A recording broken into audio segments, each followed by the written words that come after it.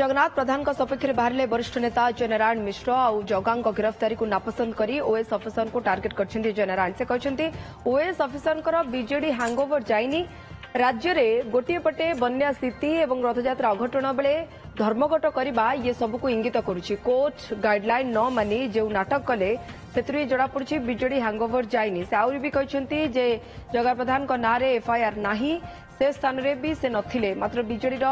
दिव्यशंकर अरुण साहू प्रताप जेना नारे हत्या भली संगीन अभियोग थिले भी गिरफ करा जायथिला कि बोली से प्रश्न करछंती जो ऑफिसर लोकों सहित न रहिबे लोके रागिबा स्वाभाविक बोली कहछंती जय नारायण अन्यपटे जय नारायण अभियोग नहीं ओएस संघ किंबा बीजेडी प्रतिक्रिया मिल पारनी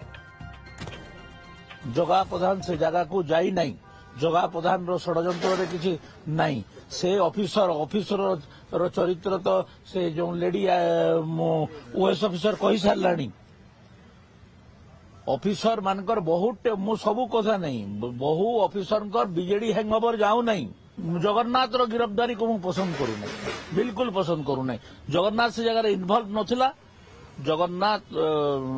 को गिरफ्तारी करवाटा मोर कहीं पसंद हो जो जगह राग हम जो ऑफिसर माने जनाभिमुखी हवा कथा लोकंकर समस्या सहित रहिबा कथा आ जे ऑफिसर लोकंकर समस्या सहित रहिबो नहीं